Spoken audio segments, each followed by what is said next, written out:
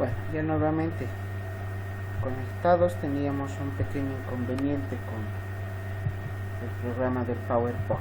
Bien, estábamos en esta diapositiva donde quería mostrarles los bacilos en una baciloscopía en visión directa, donde podemos observar fácilmente la coloración rojiza que tienen los bacilos sobre un fondo morado, violeta o plomizo, que es la típica observación que se realiza a la microscopía directa. Acá podemos observar a través de una imagen de microscopía electrónica cómo se observan los cultivos de Mycobacterium tuberculosis, que se aglomeran a manera de colonias. Tenemos grandes conglomerados de localización, más bien en cuya localización tendremos un gran número de bacilos. Esa es la forma típica en la cual se puede llegar a observar a los bacilos en los estudios de identificación del mismo. Como en todos los casos de tuberculosis, como les decía al principio, el bacilo va a ingresar por vía respiratoria. Estos bacilos, cuando ingresan a nivel pulmonar, serán digeridos por los macrófagos alveolares. Estos macrófagos alveolares van a producir a continuación la inhibición de la fusión con los lisosomas. Estos se van a unir a vesículas intracelulares, actuarán los macrófagos con la presencia de factores mediadores del proceso inflamatorio como las interleucinas, el factor de necrosis tumoral y en última instancia tendremos al factor de necrosis gamma. Todos estos procesos que son fisiopatológicos y bioquímicos son los que producen las lesiones secundarias a la presencia del bacilo. Estas circunstancias nos llevarán a la formación de granulomas, que son las lesiones que se presentan por la tuberculosis. Y estos granulomas llegan a producir un encapsulamiento con fibrina, y por esta circunstancia el bacilo llega a estar como resguardado de las agresiones o del proceso de defensa que tuviera el sistema inmunológico, y es por esta circunstancia que la patología se convierte en una patología de orden crónico. El periodo de incubación, o sea, el lapso de tiempo que discurre entre que el bacilo ha ingresado al organismo y se presentan las lesiones cutáneas, puede ser variable entre 4 hasta 12 semanas. Por lo tanto, entre 1 a 3 meses puede ser el lapso de tiempo que pase entre que el bacilo ha ingresado al organismo hasta que se presenten las lesiones en la piel. Como en todos los casos de tuberculosis, tenemos factores predisponentes. La pobreza se considera todavía como uno de los factores, uno de los elementos que pueden considerarse como factor o elemento de riesgo. Pero no hay que olvidar que actualmente ya a la tuberculosis no se la considera como una enfermedad exclusiva de la pobreza. Antes se decía que los mineros, personas indigentes, personas de bajos recursos sociales eran el único grupo de riesgo expuesto. Actualmente ya podemos indicar que la tuberculosis no respeta grupos sociales, no respeta actividades laborales, no respeta ningún tipo de circunstancias entre una persona y otra, y por lo tanto esta enfermedad está diseminada en todos los estratos sociales en las sociedades de nuestro país. Pero existen factores sí que van a contribuir a que la enfermedad pueda diseminarse de una mejor manera o más rápidamente, como son el hacinamiento. Personas que viven hacinadas como sucede en cárceles, como sucede en albergues, a veces en los mismos orfanatos, asilos. Son lugares donde una sola persona que tenga la tuberculosis es suficiente para que el resto de sus cohabitantes pueda adquirir la enfermedad. Y la infección por VIH, porque al estar suprimido el sistema inmunitario, la presencia del bacilo va a llegar a ocasionar mayor daño justamente por la deficiencia en el sistema inmunológico. En la tuberculosis cutánea tenemos entonces que determinar dos características clínicas: la infección exógena y la infección endógena, teniendo la posibilidad de presentación de las siguientes variedades: la tuberculosis verrugosa, lupus vulgar, que no tiene nada que ver con el lupus eritematoso sistémico, la tuberculosis colicoactiva, la tuberculosis ulcerosa y la tuberculosis miliar aguda. De estas características vamos a ir viendo, o de estas formas clínicas vamos a ir viendo las más comunes. La tuberculosis verrugosa es la que se presenta en el mayor número de casos y siempre ha sido descrita también en un mayor número de pacientes.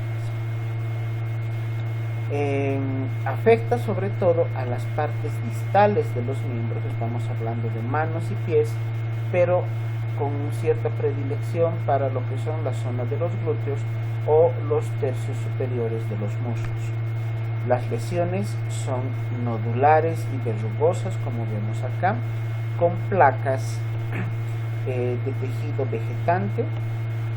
Estas lesiones bien diseminadas, bien limitadas, con bordes nítidos.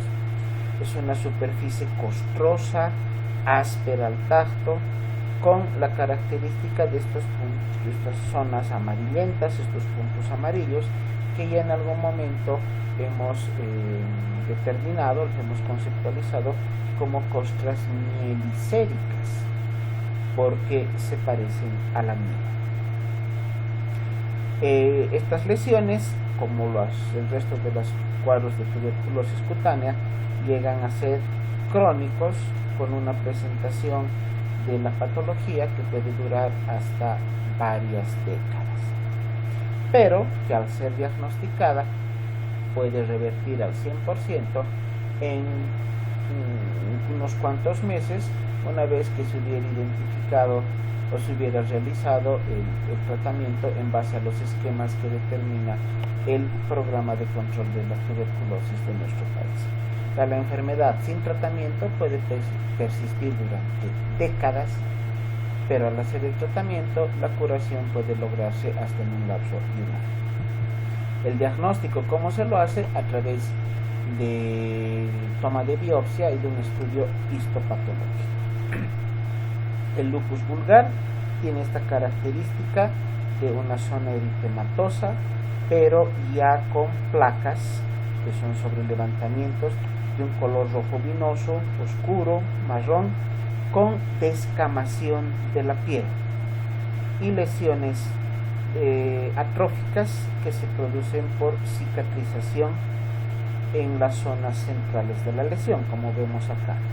Esta lesión está abarcando a todo el pabellón auricular, la zona preauricular, y en la parte central vemos esta zona atrófica por cicatriz. Las ubicaciones más frecuentes para esta variedad son a nivel de la cara, en las mejillas, dorso de la nariz y pabellones auriculares. La lesión característica es un nódulo pequeño inicial que se va cubriendo de escamas y de verrugosidades, que posteriormente se va evolucionando a placas circulares como estas, bien limitadas, con cicatrización central, y esta zona central con tendencia a la ulceración. Estas cicatrices, dependiendo de la magnitud del tamaño de las mismas, y como con cualquier cicatriz de la respuesta inmunitaria del de la piel pueden llegar a producir deformaciones. Pueden ser lesiones que estéticamente se vean como lesiones deformadas. Esta lesión también puede dar lugar a la aparición de neoplasias malignas sobre una zona ya lesionada de la piel por la tuberculosis. Puede ser un factor para que pueda, sobre esta lesión, presentarse una neoplasia maligna. El diagnóstico, de igual manera, es a través del estudio histopatológico. La tuberculosis colicoactiva se presenta como nodulaciones bastante grandes que van a abarcar o se van a encontrar a nivel de extremidades, sobre todo en extremidades superiores. En los casos que hemos atendido con estas características, hemos logrado ver a nivel de la zona de los hombros, zona clavicular e inclusive torácica posterior, estos nódulos que tienen esta zona central con tejido caseoso, que es una de las características típicas de la tuberculosis. El tejido caseoso, porque se llama así, porque se parece al queso. Se drena, se logra drenar la secreción que se encuentra en el interior del nódulo, y de esta manera, inclusive con esta secreción purulenta, realizar una vaciloscopia directa para hacer un diagnóstico rápido. Pero también acá podemos realizar la toma de biopsia y también llegar a diagnosticar o a identificar el bacilo a través del estudio histopatológico. La pus que se presenta acá en estas lesiones es de características espesas, es un material purulento bien llamativo, no como se encuentra en otras zonas, con una coloración amarilla bastante intensa, muy parecida a la yema del huevo. Una vez que ha sido drenado, y obviamente a través también del tratamiento antituberculoso, estas lesiones pueden llegar a cerrarse después de varios años o después de un tiempo prudente, que puede ser hasta años realmente, pero quedar las lesiones como una lesión cicatrizada.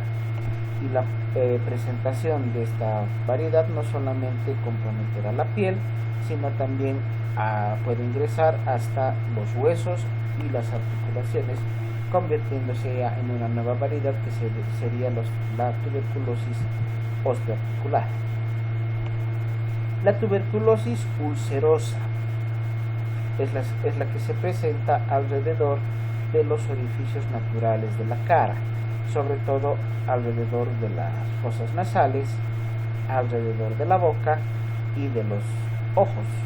Pero de estas presentaciones alrededor de las fosas nasales o en las zonas adyacentes son las que se verán más comprometidas.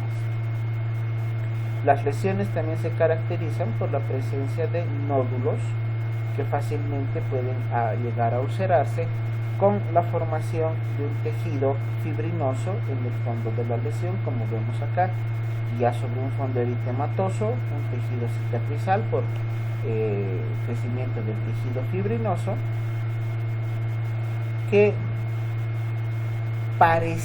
aparentaría ser el inicio de un proceso cicatrizado, pero estas lesiones no llegan a cerrar.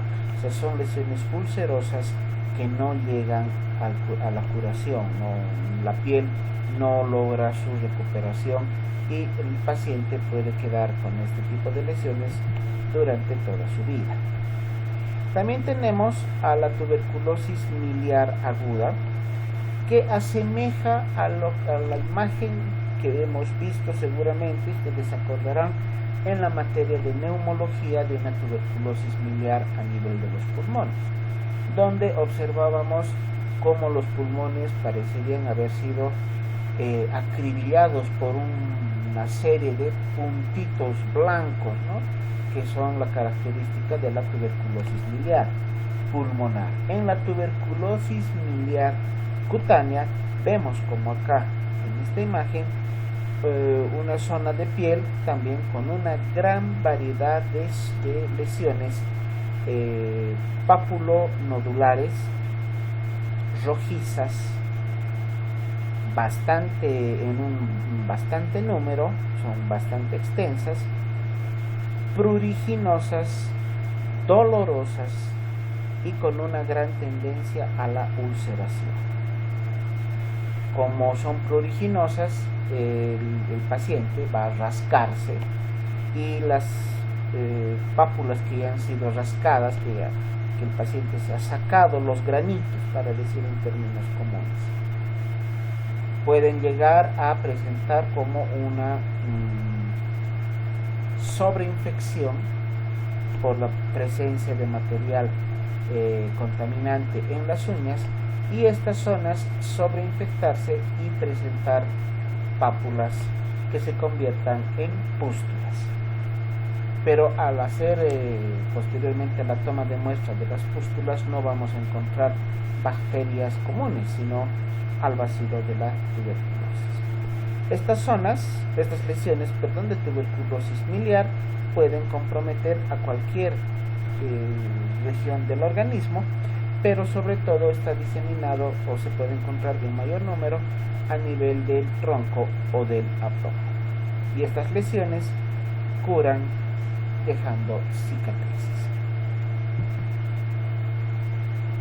Las reacciones tuberculoides. Acá vamos a encontrar a la tuberculosis nodular profunda, a la tuberculosis nodular necrótica, a la tuberculosis micronodular, a los tuberculoides papuloides y a los nódulos de la cara, como variedades en la presentación de las lesiones de la tuberculosis.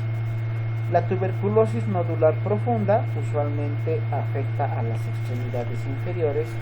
Se parece en su presentación a lo que son las lesiones por nódulos secundarios a estafilococos. Pero acá en la tuberculosis son nódulos profundos que fácilmente llegan a ulcerarse. Una vez que se ulceran las lesiones, pueden llegar a cicatrizar, como vemos aquí. Estas manchas oscuras indican las zonas de cicatrización, en algunos casos con deformación, ¿no? Pueden llegar a deformar la piel por la retracción que produce la cicatrización. La tuberculosis nódulo necrótica, que se presenta en pacientes jóvenes sobre todo, tiene una preferencia de localización a nivel de codos, rodillas, glúteos, nalgas y mejillas. La presentación es muy similar a la anterior, pero con la característica de que los nódulos llegan a producir necrosis.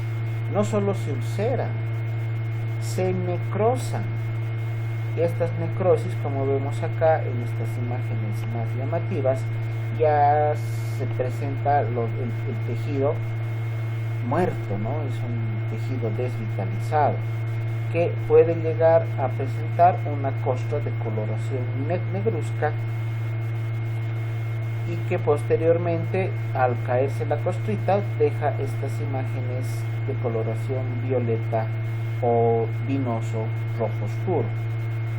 Este tejido necrótico debe ser retirado rápidamente, caso contrario se convierte en un caldo de infección para, además de la tuberculosis, presentar una sobreinfección bacteriana, usualmente que se presenta por Staphylococcus aureus. La evolución de la patología usualmente es favorable cuando se la detecta oportunamente, con un lapso de tiempo de 6 hasta 8 semanas. Bueno, para poder realizar el diagnóstico de cualquiera de estas enfermedades, debemos tomar en cuenta lo que ya hemos aprendido en neumología al hablar de tuberculosis pulmonar. La tuberculosis se diagnostica en base a hallazgos clínicos, pero debe ser corroborado en el caso dermatológico por los informes histopatológicos. Podemos también solicitar el aislamiento del bacilo de la tuberculosis en cultivos. Se toman muestras de biopsia de la piel y se envía a cultivo, como si estuviéramos enviando cultivo de esputo.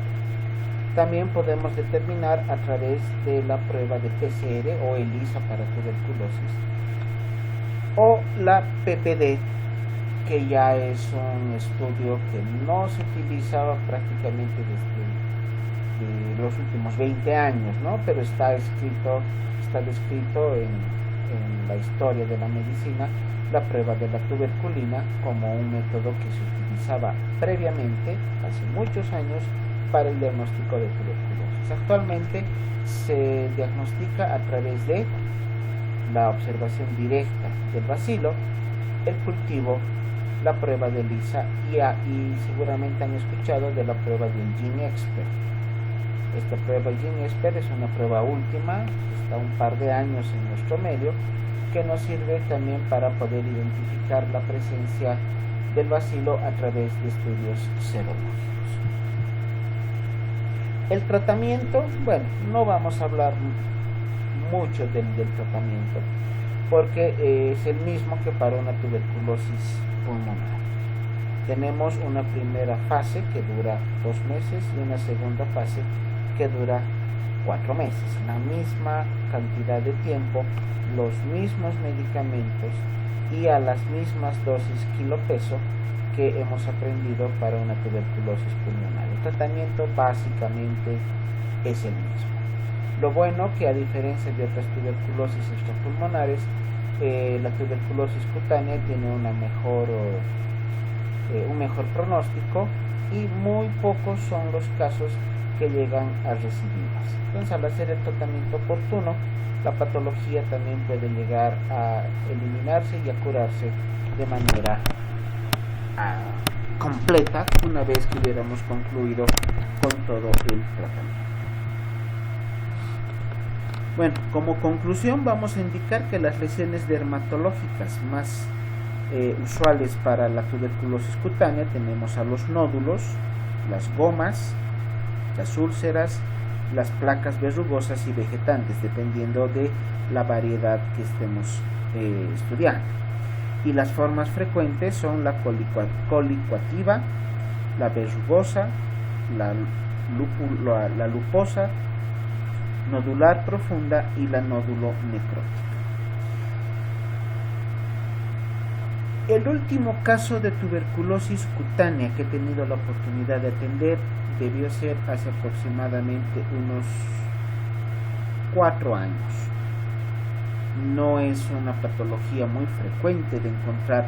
De las variedades de tuberculosis extrapulmonar, la cutánea es la menos frecuente. Pero a tomar en cuenta en lesiones cutáneas crónicas que han recibido tratamientos variados, corticoides, antiinflamatorios, tratamiento antimicrobiano, y las lesiones no tienen resolución, entonces ahí pensar, ¿no será tuberculosis? Y tratar de identificar algunas de las variedades como las que hemos mencionado ahora para poder llegar a un diagnóstico final. El Mycobacterium tuberculoso, dentro de las patologías dermatológicas, se la considera, luego de los estafilococos, como el agente etiológico más común para la presentación de enfermedades dermatológicas. Eso está descrito en la literatura internacional. Esta literatura donde se está recomendando siempre tomar en cuenta a la tuberculosis como uno de los factores etiológicos. ¿Doctor? ¿Sí? ¿Sí? ¿Alguien me hablaba? Doctor, sí, se le cortó la transmisión un momento. Ya. No se escuchaba nada. Bueno, les decía que la tuberculosis o el Mycobacterium tuberculoso ha sido identificado o descrito en la literatura internacional como uno de los